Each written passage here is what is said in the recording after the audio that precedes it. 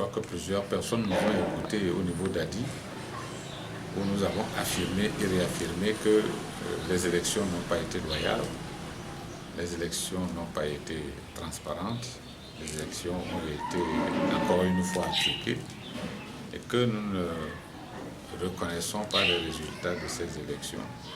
Non pas parce que nous nous proclamons avoir gagné, mais que nous proclamons que les choses telles qu'elles se sont passées en principe auraient même, dans un pays civilisé, on aurait complètement repris ces élections. Mais nous n'en sommes pas là. Maintenant, nous sommes au fait que le constat est qu'il y a eu la communauté internationale qui a comploté contre nous également, parce que ses intérêts sont ailleurs, ses intérêts ne coïncident pas avec les intérêts du peuple congolais, et que le fait est là, que le parti au pouvoir réclame a dit qu'il est reconduit, et nous avons un pouvoir de fait qui va continuer. Bien. Au lendemain de cette situation, nous, a dit, nous sommes en pleine réflexion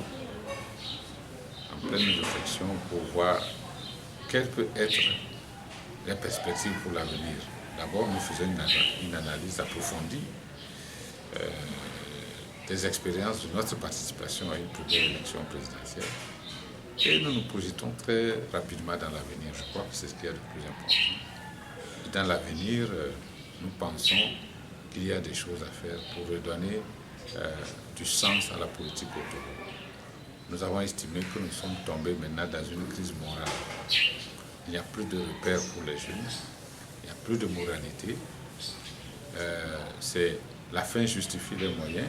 Il suffit d'avoir beaucoup d'argent, de distribuer de l'argent pour se faire réélu. Si nous allons dans ce sens-là, nous allons dans une crise sociale absolue qui explosera un jour et qui sera terrible pour notre pays. Il est important que toute la classe politique se reprenne. Mais vous m'avez interrogé sur la pré-élection. La pré-élection, on constate déjà d'emblée qu'aussitôt sorti des élections, nous avons le prix du maïs qui a flambé sur le marché. Nous avons de nouveau depuis hier des inondations.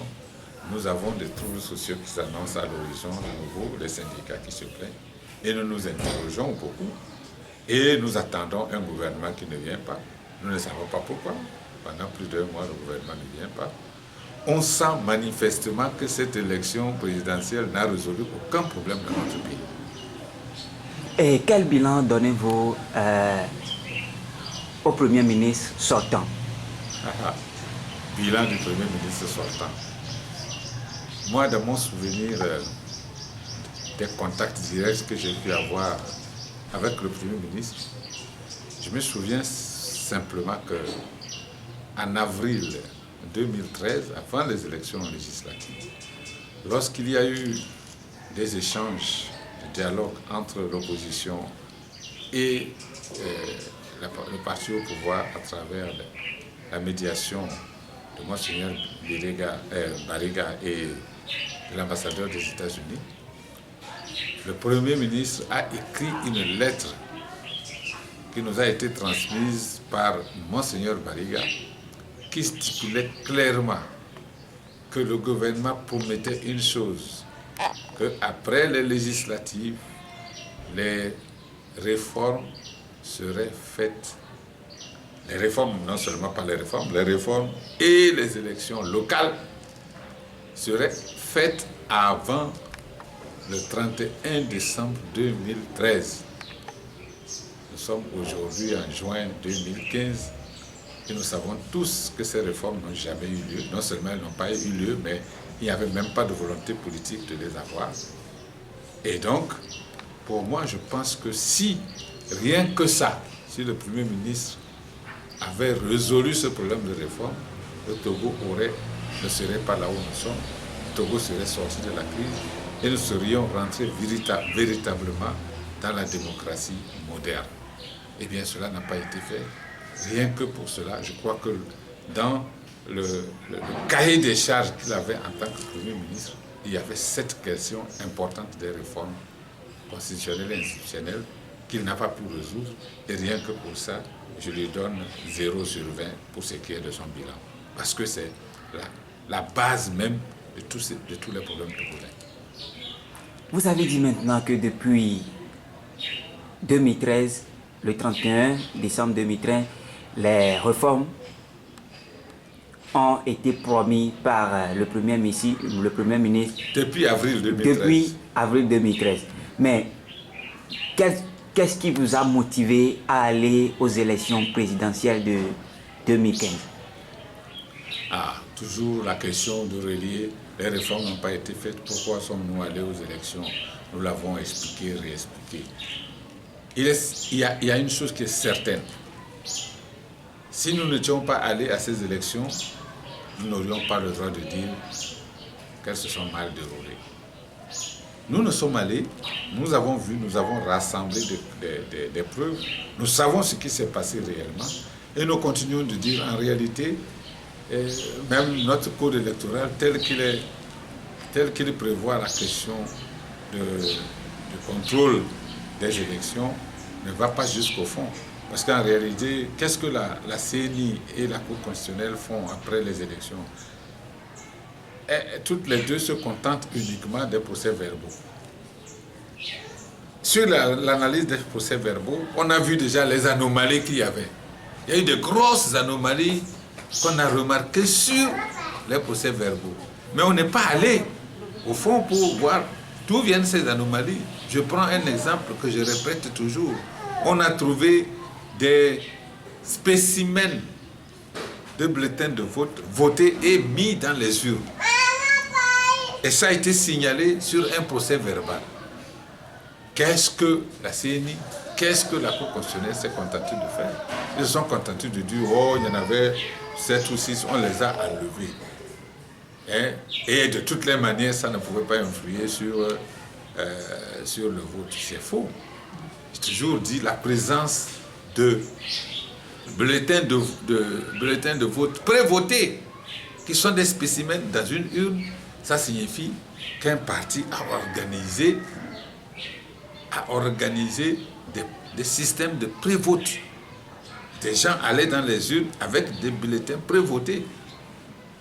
Et certainement qu'ils ressortaient avec des bulletins vierges pour se faire rembourser. C'est de là qu'est venu ce qu'on a découvert. Mais est-ce que la Cour constitutionnelle est allée regarder ces bulletins prévotés et a recherché quel parti? Ces bulletins étaient votés au nom de quel parti? Eh bien, ce parti devait être condamné. Voilà un fait qui montre que nous devions participer à ces élections, je reviens à ça, pour montrer un certain nombre de choses. Nous, un deuxième exemple, sur la liste des résultats, on a parlé de 63 700 votes par dérogation. Nous avons trouvé sur le terrain des procurations qui n'étaient pas conformes au règlement de procuration. Nous avons signalé ça à la CENI d'accord. Ça figurait dans les rapports de la CENI, ça n'a jamais été vu. Donc, il fallait qu'on participe pour mieux cerner le niveau de... Je disais que nous devions participer. Nous avions signalé des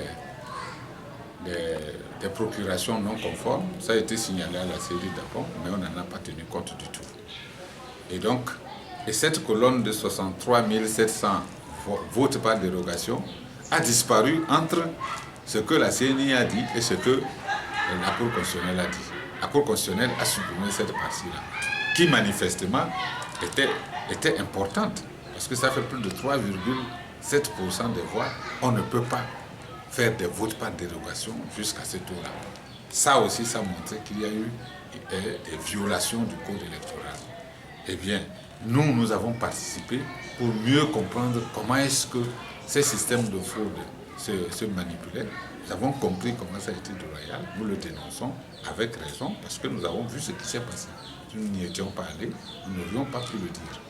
Et nous sommes allés aussi pour démontrer qu'en fait, dans une élection à un tour, eh bien, les fraudes de ce genre sont possibles. C'est ça qui permet à quelqu'un de se proclamer vainqueur à plus de 58%.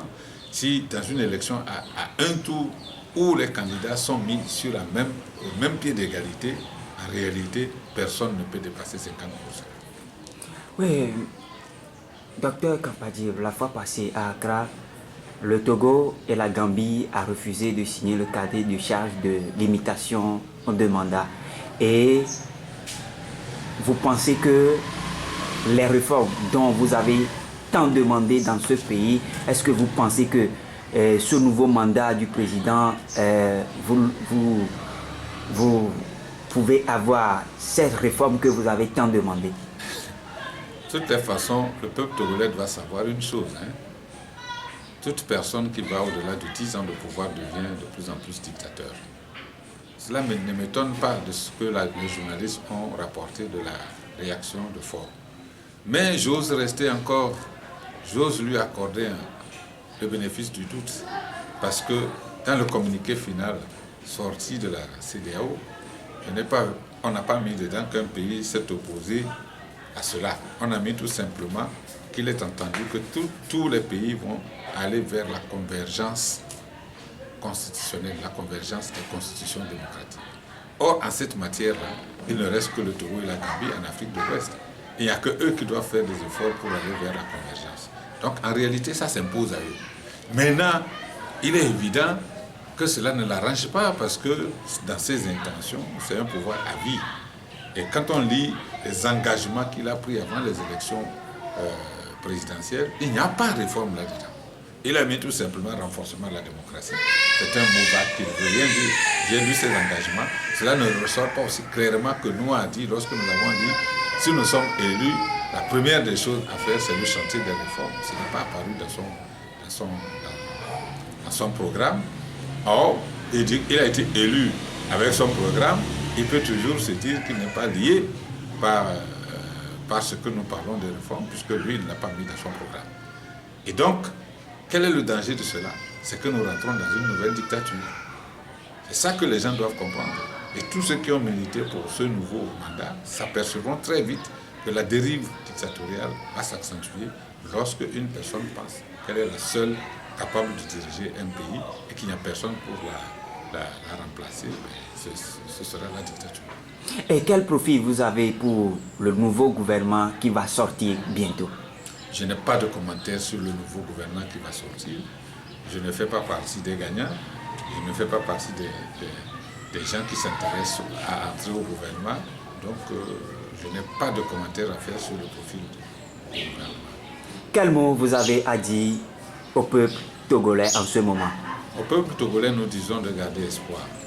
Comme je disais, nous sommes en train de réfléchir pour voir comment il faut reconstruire les forces politiques togolaises pour se lancer vers l'avenir. Pensons que nous avons peut-être jusqu'à présent utilisé des méthodes qui sont désuètes, qui sont dépassées, que la population n'arrive pas sur. Il nous appartient, toute la classe politique, de réfléchir sur une nouvelle façon de faire les choses pour se positionner à une alternative crédible pour le changement au Togo. Nous y travaillons. Que le peuple nous fasse confiance. Nous faisons un appel à tous ceux qui veulent reconstruire la démocratie, qu'ils viennent avec nous ensemble, qu'on réfléchisse et qu'on trouve les voies et moyens de relancer la machine pour la lutte, pour le changement. Merci, docteur.